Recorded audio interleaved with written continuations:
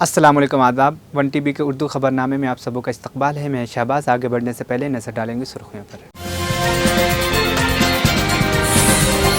आलमी मसनूई ज़हानत कॉन्फ्रेंस हैदराबाद में शुरू। वज़ीर आई टी डी श्रीधर बाबू का खिताब। जैनूर टाउन में फ़िरका वाराना तशद्दुद, असदुद्दीन ओवैसी की सख्त मजम्मत। हुकूमत से फौरी कार्रवाई का किया मुतालिबा। आंध्र प्रदेश में तूफानी बारिश और सैलाब, मरने वालों की तादाद 32 तक पहुंची। इमदादी कैंपों में आरंगबल चौराहे के करीब सड़क हादसा, 4 अफराद जख्मी।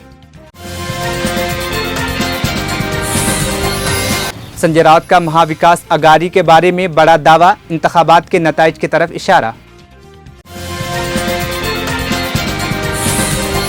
हरियाणा असम्बली इंतखाबात से कबल बीजेपी के लीडरान की बगावत, रणजीत सिंह चौटाला ने ओहदे से इस्तीफा दिया और आज़ाद हैसियत से इंतखाब लड़ने का किया ऐलान। अब खबरें तफसील से। आलमी मसनूई ज़हानत कॉन्फ्रेंस आज सुबह HICC हैदराबाद में बाकायदा तौर पर शुरू हुई। रियासती हुकूमत के तहत होने वाली इस 2 रोज़ा कॉन्फ्रेंस का इफ्तिताह वज़ीर आला रेवंत रेड्डी और IT के वज़ीर D श्रीधर बाबू ने किया। इफ्तिताही तकरीब में खिताब करते हुए वज़ीर आला रेवंत रेड्डी ने कहा कि मसनूई ज़हानत के इस्तेमाल और तहक़ीक़ को फ़रोग़ देने के लिए पुरअज़्म हैं। उन्होंने AI शराकतदारों के साथ मिलकर काम करने के अज़्म का इजहार किया। Thank you Sridhar Babu garu and Jayesh Ranjan. Today is Teachers' Day. ఇక్కడ చాలామంది టీచర్లు ఉన్నారని నేను భావిస్తున్నా. టీచర్స్ డే శుభాకాంక్షలు.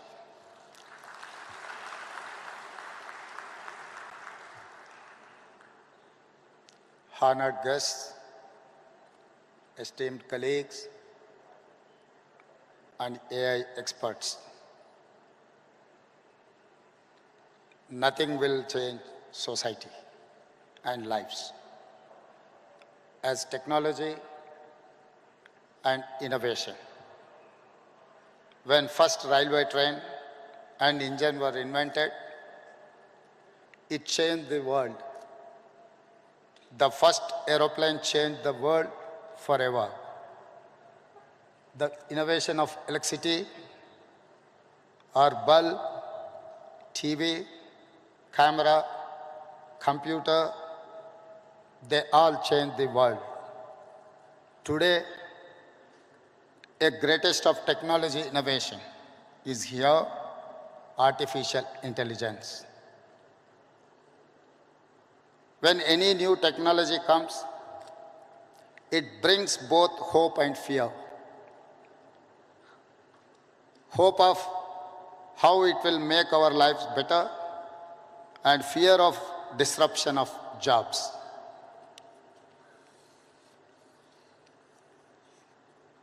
If we think of India's future, no city is as perfectly ready for a revolution as Hyderabad.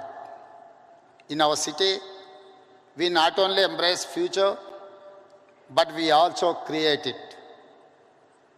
Our commitment to artificial intelligence is not now. We have already taken big steps for AI. We want to lay a strong foundation for our future. Telangana AI Mission or TAIM in partnership with NASCOM will help us implement AI framework in Telangana.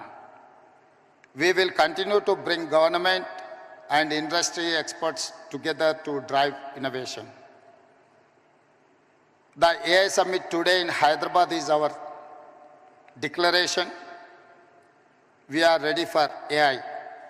We will create AI's future and set standards. I welcome all of you to the city of the future. Let us all come together and script a great new future. Thank you. क़ब्ल अज़ीज़ वज़ीर IT D Surendra बाबू खिताब करते हुए कहा कि रियासती हुकूमत मसनूई ज़हानत के इस्तेमाल और तरक्की के लिए पुरज़्म है और उन्होंने इस बात का भी इशारा किया कि जमहूरी तरीक़ों के तहत AI के इस्तेमाल पर सख्त कंट्रोल के नफाज की तवक्को है और मुतल्लिक़ा इदारों के साथ मिलकर काम किया जा रहा है। उनका कहना था कि AI को मुसलसल इक़्तिसादी तरक्की के लिए एक अहम टूल के तौर पर इस्तेमाल किया जा रहा है। The best brains and the best grey matter what we have in the state of Telangana. As everybody knows and everybody has seen, Telangana has always been a land of vision and progress. From our early days as a state, we have set ambitious goals and achieved them with determination and the clarity of purpose. As our state stands as a beacon of growth, with an 11.3% year-on-year economic growth rate and the projected gross state domestic product GSDP of US dollars of 176 billion, with highest per capita income in the country at 4,160 US dollars, Telangana commitment to the prosperity of every citizen is evident. Our vision is to elevate Telangana into a $1 trillion economy in the near future as the dream and the vision set by our Honorable Chief Minister. In this context, our journey into AI is not just a natural progression. We would like to take a bold leap into the future.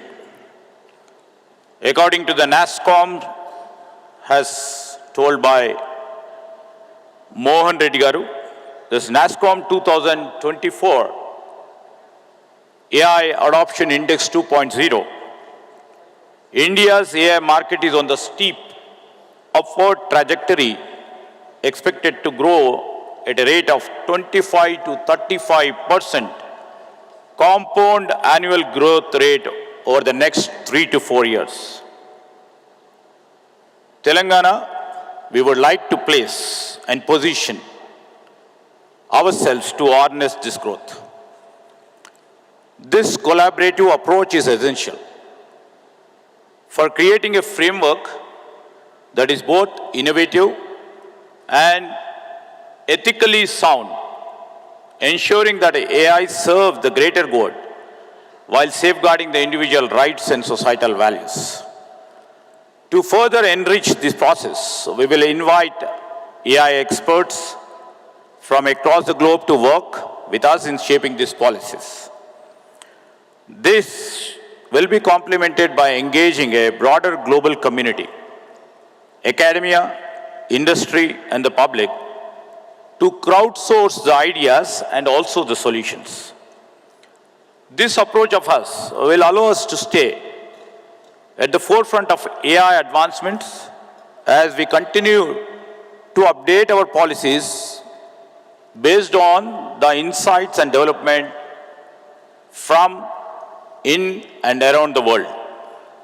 We will also implement the stringent regulations to prevent the misuse of the AI technologies, such as deepfakes and AI-driven misinformation, thereby protecting individuals, institutions, and democratic processes. ज़िला कुमरम भीम आसिफाबाद के Jainoor town में हालिया फ़िरक़ा वाराना तशद्दुद ने एक बार फिर मकामी और कौमी सतह पर तशवीश पैदा कर दी है। सदर मजलिस इत्तेहादुल मुस्लिमीन व रुकन पार्लियामेंट बैरिस्टर असदुद्दीन ओवैसी ने एक वाक़े की सख्त मज़म्मत करते हुए हुकूमत और पुलिस हुक्काम से मुतालबा किया है कि वो तशद्दुद बर्पा करने वालों के खिलाफ सख्त, फौरी और सख्त कार्रवाई करें। ओवैसी ने कहा कि फ़िरक़ा परस्त अनासिर तेलंगाना में उत्तर प्रदेश जैसे हालात पैदा करने की कोशिश कर रहे हैं और धर्म के आड़ में अनारकी फैलाना चाहते हैं। उन्होंने कहा कि तेलंगाना के मुसलमानों को अब ये एहसास हो चुका है कि कांग्रेस हुकूमत फिरका वाराना तशद्दुद पर काबू पाने में नाकाम रही है और कांग्रेस के दौरे हुकूमत में फिरका परस्तों की हौसला अफजाई होती है, जबकि मजलूम मुसलमानों के खिलाफ अक्सर मुकदमात दर्ज किए जाते हैं। ओवैसी ने हुकूमत और पुलिस से दरखास्त की है कि वो अमन व अमान के बरकरारी को यकीनी बनाने और तशद्दुद के जिम्मेदार अफराद के खिलाफ सख्त इकदाम करे ताकि इलाके में दोबारा अमन कायम हो सके। हरियाणा के फरीदाबाद में एक इंसिडेंट हुआ जहाँ पर 19 साल की लड़की की मौत मार दिया गया कैटल स्मगलर के बाद में पता चला। आप ये क्यों नहीं बोल रहे कि मारने वाले ये बोल रहे हैं कि हमसे गलती हो गई, हमने अपने एक ब्राह्मण समाज के बच्चे गोली मार दी? या पूरा बोलो ना, क्यों आपको डर क्यों हो रहा आपको? ये इसीलिए किसी शायर ने बड़ा सही कहा था कि लगेगी आग तो आएंगे सब घर जद में, यहाँ पर हमारा मकान थोड़ी है। अब अफसोस की बात यह है कि उन जालिमों को एक मासूम बच्चे की जान लेने के बाद कह रहे हैं कि हमारे से गलती हो गई, हम एक ब्राह्मण को गोली मार दिए। अरे तुम एक इंसान को मार रहे भाई, उन्हें ब्राह्मण हो, हिंदू हो, मुसलमान हो, उन्हें इंसान है। ये लोगों को, ये जो सो कॉल्ड गाय रक्षक हैं, ये राक्षस हैं। इनको हरियाणा की सरकार ओपन छूट दे चुकी है, इनको रोक ही नहीं लगा रही। इनके पास वो बंदूक कैसी आई? अगर आर्म लाइसेंस दिया तो किसने दिया उनको आर्म लाइसेंस? वेपन कैसा है उनके पास ये? और कैसा वो किसी को रैंडमली कैसा रोक रहे हो? लोग रोड पे रोक रहे हो, बच्चा नहीं रोका, निकल गया, गोली चला दी ऊपर उसके ऊपर। एक माँ अपने एक भाई अपने घर में एक बच्चा की मौत हो गई, चाहे वो किसी मजहब का हो। तो ये हरियाणा सरकार जो है इस तरह के राक्षसों को प्रमोट कर रही है, इनको वेपन्स दे रही है और उनको रोड पे खड़ा कर रही है। क्या पुलिस क्या अपनी ड्यूटीज क्या पुलिस हरियाणा की इनको दे चुकी है क्या? 2 बच्चों का जो जिंदा जला दिया गया था राजस्थान के, उसके बावजूद भी वो लोग इन तमाम विजिलेंटीज को कानून अपने हाथ में लेने दे और जाने चली आ रही है लोगों की।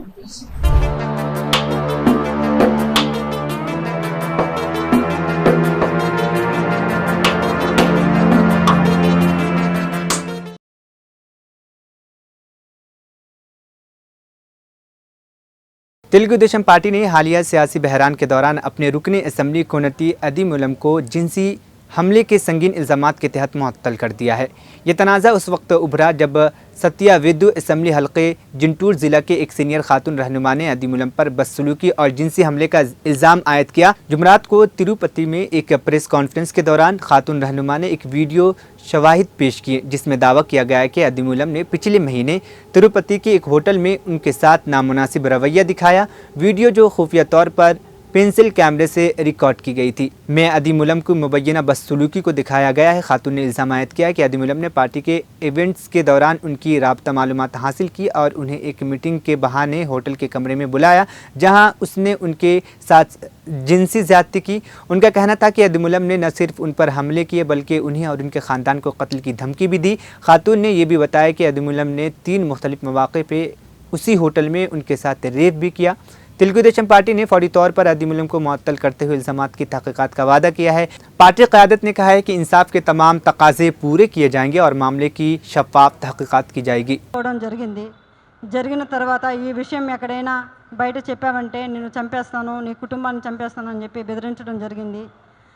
అందువల్ల నేను ఎవరికి చెప్పుకోకుండా నేను సైలెంట్గా ఉండిపోయాను. మళ్ళీ ఇంకొకసారి ఫోన్ చేసి నువ్వు కానీ రాలేదంటే నేను మళ్ళీ నీ కుటుంబాన్ని, నీ భర్తని చంపేస్తానని చెప్పి నన్ను బెదిరించడం జరిగింది. బెదిరించడం ద్వారా నేను మళ్ళీ అక్కడికి భీమా స్పేర్ డేస్కి వెళ్ళడం జరిగింది. వెళ్ళిన తర్వాత నేను పూర్తిగా ఆయన్ని అవాయిడ్ చేస్తూ వచ్చాను. నేను అవాయిడ్ చేశానని తెలుసుకున్న అతను నాకు పదే సైకోలాగా నిమిషానికి ఒకసారి ఫోన్ చేయడం జరిగింది. అది గుర్తించిన నా భర్త ఎమ్మెల్యే నీకు ఎందుకైతే ఇన్నిసార్లు కాల్ చేస్తున్నాడని చెప్పి నా మొబైల్ ఇంచేసి నన్ను కొట్టడం, నన్ను బెదిరించడం చాలా చేశాడు. చేసిన తర్వాత నేను ఆ బాధను భరించలేకుండా నాకు జరిగిన బాధని నేను ఆయనతో వివరించడం జరిగింది. వివరించినప్పుడు నా భర్త ఇలానే నీకే జరిగిందా, చాలామందికి జరిగిందా అన్నప్పుడు చాలా మహిళలు, గవర్నమెంట్ ఎంప్లాయీస్ కూడా ఉన్నారు ఇందులో, మహిళలు చాలామంది బలైపోతున్నారు చెప్పాను. నేను చెప్పినప్పుడు ఆయన సూచించాడు నన్ను ఈ చాలామంది మహిళల్ని కాపాడుకొని మనం బ్రతకాలి, మనం కాపాడుకోవాలని చెప్పి ఆయన నాకు ఒక పెన్ కెమెరాని అరేంజ్ చేసి ఇవ్వడం జరిగింది. జరిగిన తర్వాత ఆగస్టు 10వ తారీఖు భీమా స్పేర్ డేస్కు 1:30 వెళ్ళడం జరిగింది. అక్కడ జరిగిన కామ క్రీడలను నేను రికార్డ్ చేసుకొని తీసుకొచ్చి నా భర్తకి ఇవ్వడం జరిగింది. అటు తర్వాత నేను మంగళగిరి పార్టీ ఆఫీస్ గారికి, పెద్దబాబు గారికి, చిన్నబాబు గారికి ఇద్దరికి నేను తెలియజేయడం జరిగింది. వాళ్ళ ద్వారా మాకు పిలుపు వస్తుందని ఇన్ని రోజులు వెయిట్ చేశాము. తర్వాత ఈ విషయం ఆయన తెలుసుకొని నన్ను బ్లాక్మెయిల్కి గురి చేయడము, మా ఇంటి చుట్టూ 4-5 మందిని పంపించి నన్ను వెతకడం చేస్తున్నాడు. నాకు ప్రాణహాని ఉంది, ప్రాణ భయంతో నేను ఇక్కడికి రావడం జరిగింది. అంతేకాకుండా ఇలాంటి చీడ పురుగులు తెలుగుదేశం పార్టీలో ఉన్న రోజులు తెలుగుదేశం పార్టీకి మంచి పేరు రాదని చెప్పి బాబు గారికి తెలియజేస్తున్నాను. అయ్యా బాబు గారు, నేనేదో తెలుగుదేశం పార్టీని కించపరచాలని చెప్పి నేను ఇక్కడికి రాలేదు. అతని వల్ల నాకు ప్రాణహాని ఉంది, నన్ను నేను కాపాడుకోవాలని చెప్పి నేను ఇక్కడికి రావడం జరిగింది. ఇతన్ని కానీ మీరు వెంటనే సస్పెండ్ కానీ చేయలేదంటే నాలాంటి అమ్మాయిలు చాలామంది మహిళలు శీలాన్ని కోల్పోయి బయట రాలేకుండా కుంగిపోతూ ఉన్నారు. మీరు అది గుర్తించి అతన్ని వెంటనే आंध्र प्रदेश में गैर मामूली तूफानी बारिशों और सैलाब के नतीजे में मरने वालों की तादाद बढ़कर 32 हो गई है, जबकि इमदादी कैंपों में पनाह लेने वालों की तादाद 45,369 तक पहुंच गई है। हुक्काम ने इत्तला दी है एनटीआर जिले में सबसे ज़्यादा मुतासिर हुआ है, जहां 24 अमवाती रिपोर्ट की गई है। जुमरात को मरकज़ी हुकूमत की एक बैनुल वजारती टीम कृष्णा, एनटीआर और गुंटूर के सैलाब से मुतासरा अजला का दौरा कर रही है ताकि सूरत हाल का जायज़ा लिया जा सके और इमदादी इक़दामात को बेहतर बनाया जा सके। एक सरकारी रिलीज़ में कहा गया है कि मरकज़ी टीम में नेशनल डिजास्टर मैनेजमेंट अथॉरिटी के मुशीर केपी सिंह और सेंट्रल वाटर कमीशन के डायरेक्टर सिद्धार्थ मित्रा शामिल है। ये टीम मकामी हुक्काम के साथ मिलकर मुतासर इलाकों में फौरी इमदाद फराहम करने और मुस्तक़बिल के लिए बेहतरी के इक़दामात पर गौर करेगी। शहर हैदराबाद के आरामगढ़ चौराहे के करीब बारिश के दौरान एक सड़क हादसा पेश आया, जिनमें 4 अफराद जख्मी हो गए। हादसा कल रात उस वक्त रहनुमा हुआ जब तेज़ रफ्तार प्राइवेट बस का ड्राइवर उसका तवाज़न खो बैठा और बस उलट गई। हादसे के फ़ौरन बाद मकामी अफराद की बड़ी तादाद मौके पर जमा हो गए। इमदादी कार्रवाई के तहत एम्बुलेंस और फौरी तौर पर जाए वक़ुआ पर पहुंची और ज़ख्मियों को फौरी इलाज के लिए अस्पताल मुंतकिल कर दिया गया। ज़ख्मियों की हालत के बारे में तफसीलात बाद में फ़राहम की जाएगी। मकामी हुक्काम ने हादसे की तहक़ीक़ात शुरू कर दी है और मुमकिन वजूहात का जायज़ा लिया जा रहा है ताकि आइंदा ऐसे वाक़या से बचा जा सके।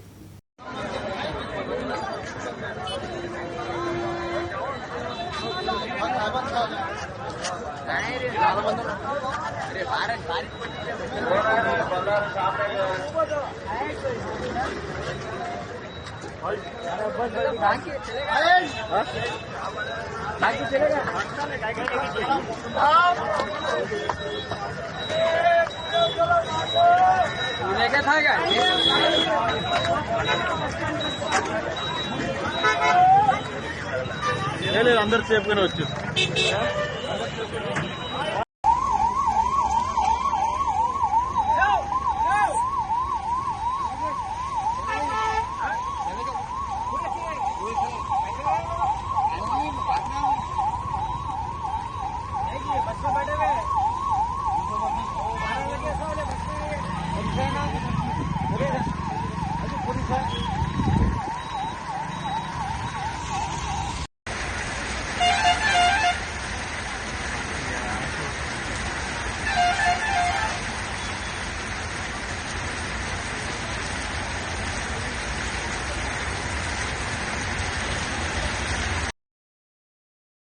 हाल ही में महाराष्ट्र के एक ट्रेन में मुस्लिम बुजुर्ग अशरफ अली पर किए गए हमले की वीडियो सोशल मीडिया पर वायरल हुई थी, जिसने मुल्क भर में तशवीश और गम गुस्सा की लहर दौड़ा दी थी। बुजुर्ग अशरफ अली उस वक्त मुंबई के अस्पताल में ज़ेरे इलाज हैं। कांग्रेस रुकन पार्लियामेंट इमरान प्रतापगढ़ी ने आज अस्पताल में अशरफ अली से मुलाकात की और उनको यकीन दिलाया कि उनके इलाज और बहबूद की हर मुमकिन मदद फराहम की जाएगी। इमरान प्रतापगढ़ी ने इस मुलाकात की वीडियो अपने एक्स हैंडल से शेयर करते हुए कहा है कि महाराष्ट्र की ट्रेन में जिन बुजुर्ग के साथ मारपीट की गई थी, आज मुंबई के अस्पताल में पहुंचकर उनसे मुलाकात और हर मुमकिन मदद का यकीन दिलाया गया। इस वाक़े ने मुल्क भर में अवामी और सियासी रद्द अमल को जन्म दिया है और हुकूमत और इंतज़ामिया इस नौयत के हमलों के खिलाफ सख्त कार्रवाई करेगा। अमीन भाई हम लोग सब गए थे। अमीन भाई हैं आप, बने आप असलम शेख साहब हैं यहाँ पालक मंत्री। आप फिक्र नहीं करो, इंशाल्लाह डॉक्टर साहब आपका बेहतरीन इलाज होगा। इमरान साहब ने बात की है। हाँ, मेरी इनसे उस दिन फ़ोन पे भी बात हुई उनसे, तो मैंने हमें मिलने होगा। डॉक्टर साहब पर्सनली देख रहे हैं, नाडीन है आप ठीक हो जाएंगे। आप ठीक हो जाए फिर इंशाल्लाह साहब आते हैं आपके घर पे मिलने के लिए। मैं घर आऊँगा, 40 गाँव आऊँगा। आप ठीक होकर के जब वहाँ जाएंगे तो मैं वहाँ आऊँगा और हम लोग हर तरह से आपके साथ खड़े हैं। हाँ, मैंने बात की थी। आपने बात? हाँ, मैंने आपसे भी बात की थी। मैं लंदन था उस दिन, जिस दिन की घटना है। जैसे ही लौटा मैंने फिर भाई लोगों को फ़ोन किया, मैंने कहा मैं आता हूँ, आप ठीक हो जाइए, हम परिवार के कांटेक्ट में रहूँगा और ये भाईजान हैं, ये आपको देख रेख यहाँ करेंगे, कुछ भी रहेगा तो ये आपकी हर तरह से मदद करेंगे। शुक्रिया। कुछ भी है तो बच्चे को बोला।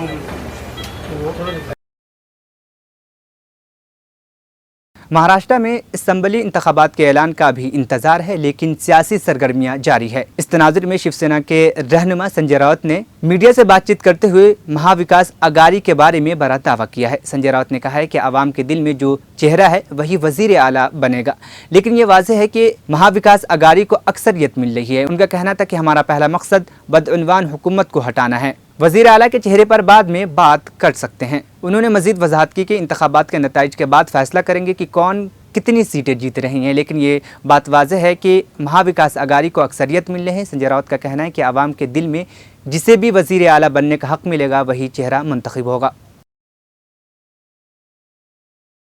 हरियाणा असम्बली इंतखाबात के करीब भारतीय जनता पार्टी बीजेपी को अपने लीडरान की बगावत का सामना है। पार्टी ने अपने उम्मीदवार की इब्तदाई फहरिस्त में 9 मौजूदा अरकान असम्बली को शामिल नहीं किया, जिसकी वजह से पार्टी में बेइत्मीनानी फैल गई है। इस तनाज़ुर में हरियाणा के बिजली के वजीर रणजीत सिंह चौटाला ने भी पार्टी से नाराज़ होकर ओहदे से इस्तीफा दे दिया है। रिपोर्ट के मुताबिक रणजीत सिंह चौटाला बीजेपी के खिलाफ बाग़ियाना रुख इख्तियार करते हुए आज़ाद हैसियत से इलेक्शन लड़ने का ऐलान किया है। वो 8 सितंबर को रानिया में अपनी ताकत का मुजाहिरा करेंगे। मैं फैसला लड़ लिया जी, इंडिपेंडेंट लड़ूंगा। जनता का फैसला था, इनका फैसला मान दिया। मेरे ये हल्के के सब मालिक ये है, वर्कर का फैसला के होने के बाद से फैसला मेरा हो गया कि ये लड़ूं। आज सुबह इस्तीफा दे दी।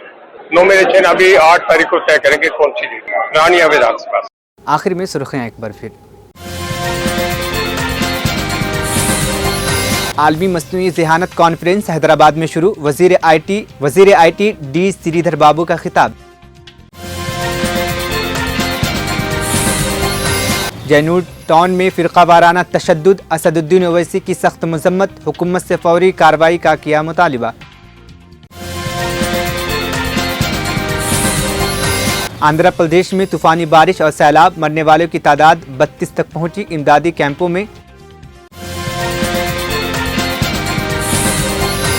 आरामगढ़ चौराहे के करीब सड़क हादसा, 4 अफराद जख्मी।